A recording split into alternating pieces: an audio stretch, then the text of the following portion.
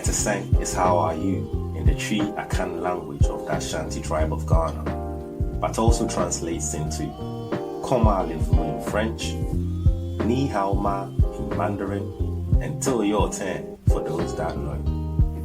Guests and collaborators are encouraged to take a step back and to check in with self. By checking in with self, you begin to explore how you're truly feeling, be it mentally, emotionally, spiritually, and of course, physically. Peace and love to all you beautiful people out there. Thank you once again for tuning into a podcast called Eti Sen. At a podcast called Eti Sen is always the first question we ask. So before I proceed, let me ask you, Eti Sen. If you don't know what a podcast called Eti Sen is all about, don't forget we are available on SoundCloud and Spotify. So feel free to go and have a listen to our previous episodes. We have a trailer or an introduction, which gives you a bit of an insight to what the podcast is all about. Alternatively, you can also check out our website, etisen.co.uk. That's eti-sen.co.uk.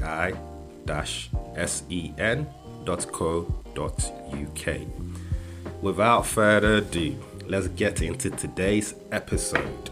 So, we have a very, very, very special guest, a very unique guest. However, the guest is also part of a podcast called Eti Sen. And we're going to keep the identity a bit of a mystery. Some people may be able to figure out who the guest is. If you do, feel free to comment and let us know who you think it is. But as you know, as with a podcast called Eti Sen, to break the ice, we let the guest tell us 3 things about themselves, be it facts or fiction. So, mysterious guest, can you please tell us 3 things about yourself? Quite interesting. The mysterious guest is struggling to tell you about himself without giving much away. Anyway, to put it in a very nice way, I just someone who has been in working life for quite a long time. Now I've sort of stopped working, so can I put it, I'm retired, but still doing quite a few things, right? Okay. And that is one, I'm a dad of 3 children, 2 boys and a girl. The girl is sandwiched between the boys. And then I'm also married to a beautiful lady who is also in the medical profession. Okay. So basically that's me. Okay. A dad, a husband, and a retiree. a retiree. Okay. So, for those that are able to do some, have your investigative powers, for those of us that have Sherlock Holmes, the ability of Sherlock Holmes, you should be able to deduce and to conclude as to who this mysterious guest is. So, on a podcast called Eti Sen, we're always encouraging guests, contributors, or collaborators to take a step back from their busy lifestyle and to check in with self. By checking in with self, you begin to explore how you're truly feeling, be it emotionally, physically, spiritually, or mentally. What I've decided to coin as the 4 pillars of well-being. So our conversation today is gonna touch on those 4 pillars, and we know they're fluid, they're interchangeable, and they're related. So we may not necessarily concentrate on each area specifically, but we will be able to touch on each area as the conversation progresses. But to begin with the conversation, I'm going to ask, is there a particular area where you like to start with, be it spiritual, physical, the mental, or the emotional? And then we can use that to guide us throughout. Right. I'll try and touch the 4 areas as much as I can. Okay. Right. Let me start with the physical, which is what we see physical with our eyes, So when you see somebody, the first thing that you see is the physical appearance. So you make your judgment according to their physical appearance. Before, after interacting with the person, you get to know other aspects that's linked with the mental and the emotional and the spiritual aspect of the person. Naturally. So physically, well, right, I haven't got so much of any physical challenge right currently. Okay. But it's the normal physical health issues somebody, like I said, I'm a retiree, is hard to deal with. Okay. Remember they say life begins at 40. Don't believe that. At 40 you begin to go downhill. Yeah, so that is the physical aspect. Yeah, so physically, well, things are not too bad. I'm managing with my physical health, and then Okay. I'm trying to have plans to keep the physical health right in check. Okay. So certain habits I'm letting go. Okay. And one of my resolution in the coming year is to be on water much Okay. more. Okay. Right? Okay. And straight enough, I'm picking up these habits from the one sitting in front of me, interviewing me. And then he has been drumming this into me for quite a couple of years now. But now I'm beginning to pick it up for my physical well-being. Right? Then in terms of the mental, again, Yeah. an issue concerning well-being comes in. Yeah. Mentally, I've lived through certain life experiences, right? That's affected my mental well-being one way or the other. Okay. But because I've lived through these life experiences, Yeah. I'm able to handle any mental issues that come. So right now, instead, I'm supporting people with Okay. those mental. So mentally, I'm very sound. You're quite Because- versatile as well Yes, mentally. I'm yes. very sound, and I'm quite versatile. I'm not saying I don't get mental health issues, Yeah. but I know how to go Manage. around it, manage and cope with any mental health issue that is thrown at me Okay. as I walk through life, right? So this has been based on your life That experiences. is which at a point in time, if you permit me, Yeah. I can talk the listeners through that aspect I'm talking about. Feel free. Right? Feel Yeah. free to go ahead. Yeah. So, well, basically, what I went through a loss of a loved one years back, Yeah. right? Yeah. And I had to live through all the stages of bereavement. For those of you who are listening, I'm going through bereavement issues. Yes. You know what I'm talking about. Yeah. For lack of time, I cannot go into it. But then I struggle at a point. The point I struggle is, one of the stages is depression, Yes. right? Yes. And when you get into depression, getting out of depression and moving into acceptance Yeah. is a key thing. Yeah. And yeah. if you don't get support, Yeah. right, it becomes a thin divide between sanity and insanity. And so I went through that, and years later, Yeah.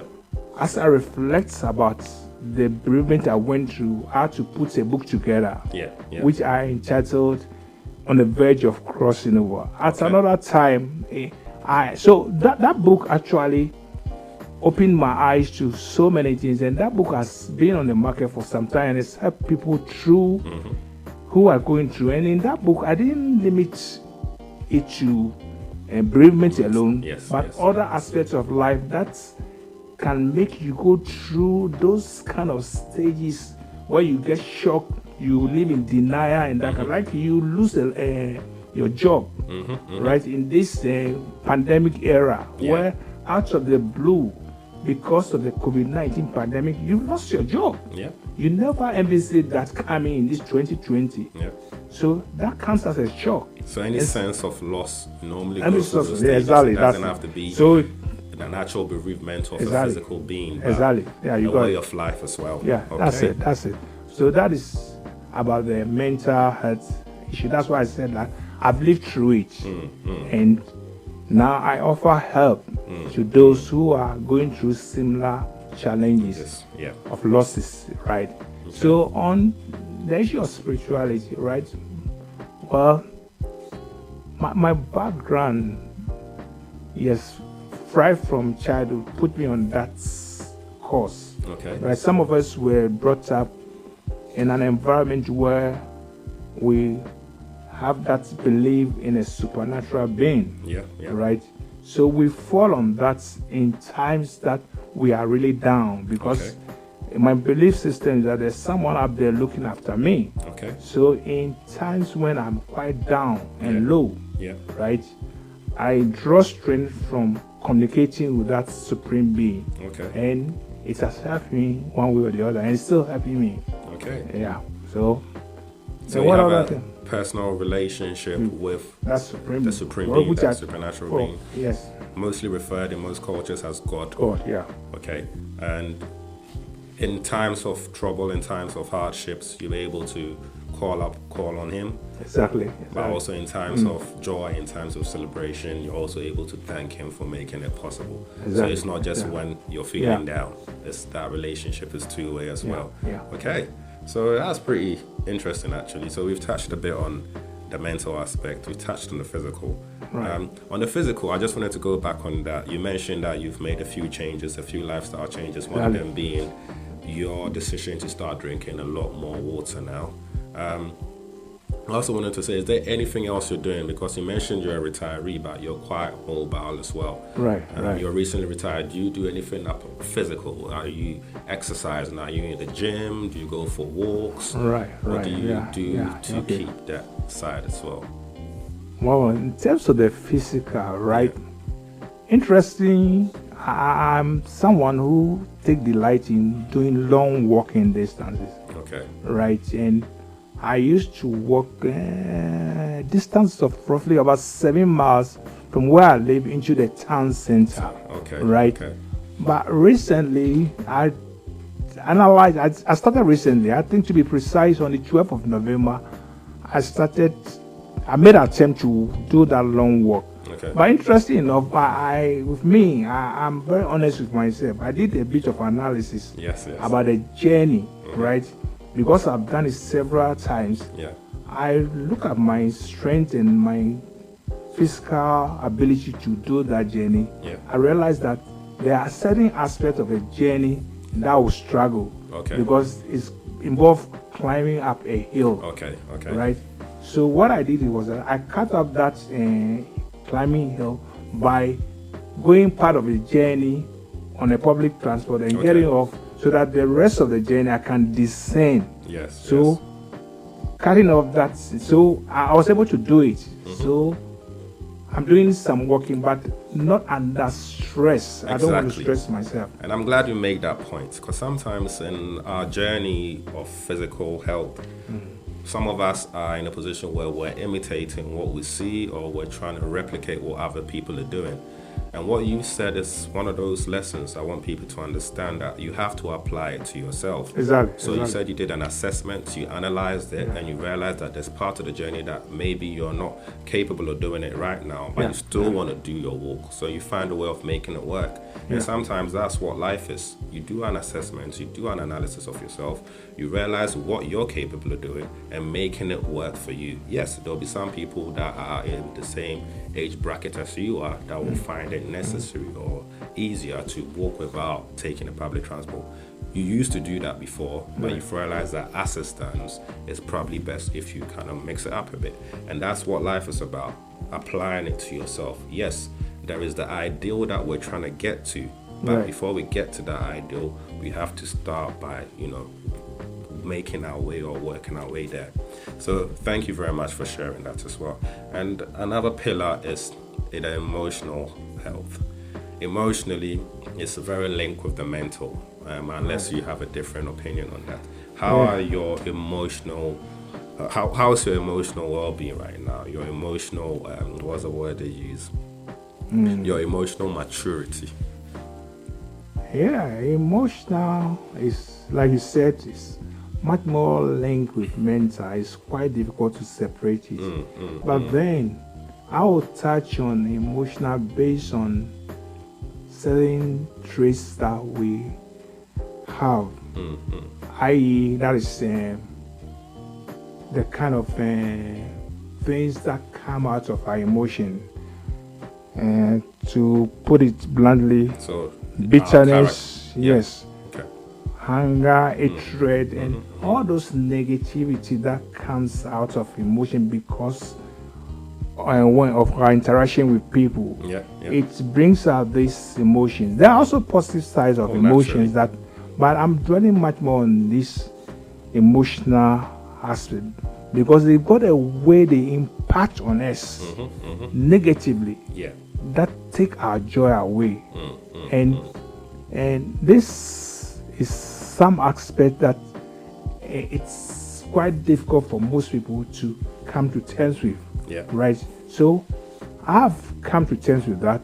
Yeah. I'm not saying I don't get hurt. I'm not saying I don't carry bitterness. I don't say I don't struggle to forgive people. No, I go through that, but I'm learning to move those emotions out and instead replace them with the more positive emotions, which are called the joy, the peace, the love, the happiness, and that kind of thing. So I'm learning to try to flip those negative emotions and then focus much more on the positive aspect. Right, that's what I'll say about emotion. And because these emotions, one way or the other, has got an impact on our well-being. Yes. The negative emotions obviously will bring about negative impact on your well-being. On the physical aspect as well. Yeah. It's quite a complicated thing, Yeah. And straight enough, the way these emotions impact on our physical health is unbelievable. So I will encourage listeners to check their emotions. Check their emotions very well. Because there's an interesting thing in the scripture that says that guard your heart, because out of it flows out issues of life. You see, the emotions are much more to do what is within our heart, what we harbor in our hearts.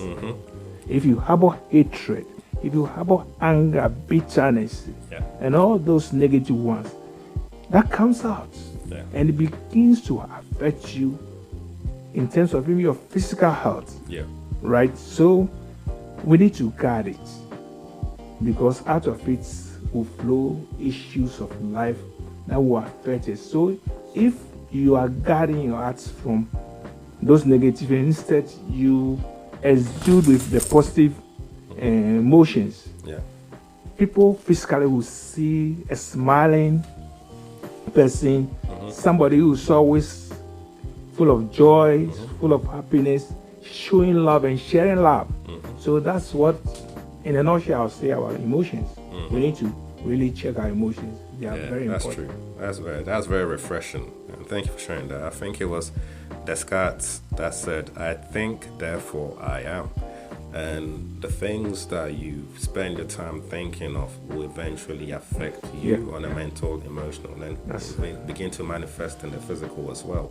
So it's refreshing to know that there's an awareness and there's an intention to start really, I wouldn't say force, but you want to push yourself to a place whereby you're flipping, that's the word you use, flipping how you feel, and consciously making more of an effort to have a positive approach. And you said it with a caveat. Yes, you are human. You still go through your periods whereby you have bitterness and anger, but in those moments you are aware of it, and your awareness makes you able to flip it on its head. So that's cool. So we've been able to discuss the 4 pillars of well-being. The mysterious guest. For some listeners may already have figured out who they are, because I believe they've already dropped a few hints in some of the way they answer the questions. But if you know, you know. Leave a comment in the comment section. For the listening audience, I always try to get guests, contributors, collaborators to give a piece of advice from their life experience, and you've already done some of it already. But we have about some time, so I just wanted to say, at the moment with the current COVID-19 global pandemic situation going on, with an acknowledgement by most governments that it's had a detrimental impact on people's mental Right. well-being. What advice you have for the listeners going into the new year? For those based in the UK, there's a lot that's going to change for us based on the fact that Brexit is now being confirmed and we have a deal on the table that has been accepted. And from the 1st of January 2021, we have a different landscape to maneuver around. Naturally, a lot of people are going to go through resolutions. A lot of people are going to have this vigor, this energy that they're going to try and tap into to give them to put them into a position whereby they're able to realize their full potential. I just wanted to ask you, is there anything that you like to offer to those listening as a piece of advice or encouragement or motivation for them going into the new year or just going forward with their lives? Right, thank you. It's interesting you mentioned something about this COVID-19. I've got a blog that I've been writing a few pieces on it, Okay. And I did a piece on COVID-19. Okay. Right, I titled COVID-19, the psychological footprints, right? No. Wow. I will not go into that. I'll stick to the question you asked. Okay. Right. We are coming to the end of a year that really has been very destructive, right, for almost all of us. Yeah. At the beginning of the year, most of us, I believe, we came up with resolutions, and we're looking forward to putting some of the resolution in place this year, 2020. And straight enough, 2020 marked the beginning of another decade. Exactly. Right? And companies, individuals were full of excitement. Companies have drawn 10 years plan towards starting from 2020. Individuals have got plans starting from 2020. Yeah. Then boom came COVID-19 and threw everything out of gear. And for some of us, we've heard about pandemics, right? We've read about them. But for us to live through it in our lifetime is something that we never dreamt about. And the bit that shook us all, took us by storm, is the lockdown. Lockdown all over the world. Of course, that's why it's called pandemic, right? And it disrupted every aspect of our lives. Right? And it left behind, or is still leaving behind, a trail of confusion. Individuals and companies and that, people, they are still struggling with it, right? But what I'll say to us, even as we come to the end of another year, is look back and do a bit of reflection. Take stock of life during the pandemic. I believe a lot of people have rediscovered certain things they didn't know about themselves. Companies have done likewise, right? And more or less, a friend put it, the COVID-19 pressed the reset button for all of us. It did. So we are restarting everything. And we are looking forward to start things afresh. But the key thing is that, what have you learned from this? What have you discovered about yourself? What is your plan of action in the coming year? How are you going to get out of this disruption? For me, I know what it disrupted. You know exactly the disruption that hit you. Right? So, I'll just, before we come to the end of this, I'll just give a piece of advice, right? That I learned from a profession or my career, right? I don't want to give away that profession, but it taught me one thing. Whenever you are faced with a situation, like you said earlier on, you do a serious assessment of the situation. And in doing the assessment, you'll be able to identify some few problems, or the problems that are the issues after the assessment. Then once you have identified the problems, what do? You put a plan in place to address those problems. And how do you do that? You look at each problem and begin to find solution to the problem. And in finding solution, you find out how you are going to address the problem. That's the solution. Like the intervention that you want to put in place to address the problem, and then how you are going to implement it. So just identify the problem and then coming up with the intervention. Without the implementation,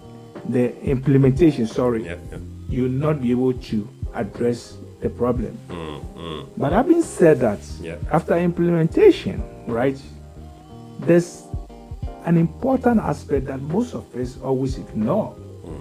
And the key word is evaluation. Learn to evaluate things. Evaluation will tell you whether the plan you put in place, the implementation process, is working. If it's not working, go back to the drawing board. Reevaluate, reassess the problem, and then, so in a nutshell, right, this process is time constrained. It is. You don't just put a plan and implementation in place and you just don't evaluate it to see whether it's working. You must set time. The set time to evaluate and to see whether whatever you are doing is working. By so doing, you'll be able to, in all aspects of your life, be it financial, be it your relationship with people, wherever there's a problem, when you apply this process, assessing, identify the problem, and coming out with a plan, and then an intervention plan, and then implementing, and then eventually evaluating it, you always be on top of problems. Problems will come so long as we exist. So long as we interact with one another. But the disruption that COVID has caused, please, listeners, I want you to, if you having problem, just hit the administrator of the platform. We'll come out and with a solution to help you. Right. So, to hit us up, we are on etiseng.co.uk. That's eti-sen.co.uk. We're on Instagram, a podcast called Eti Sen. So you can send a DM on that platform as well. And you can also contact us at etiseng.co.uk. Description, all these details will be in the description, so not to worry if you missed it. So, I'm just going to conclude on this episode. Our guest today has been a very, very special, mysterious guest who you're going to hear in the future, and will be introducing himself in the future because he's going to be a permanent contributor to the podcast as well. So, thank you very much for tuning in to a podcast called Eti Sen. We've got more plans for the new year coming up. We've got guests coming up in the new year, and we've got some surprises coming up as well. So make sure that you have gone to the YouTube channel, hit the subscribe button, hit the bell icon, so that you get notifications when we put new videos up there. We'll be making more video versions as well, but for now, do stick and just be happy that you're getting the audio files as well. SoundCloud, Spotify, a podcast called Eti Sen. Thank you very much for your time. Thank you for listening, and I'll catch you on the next one.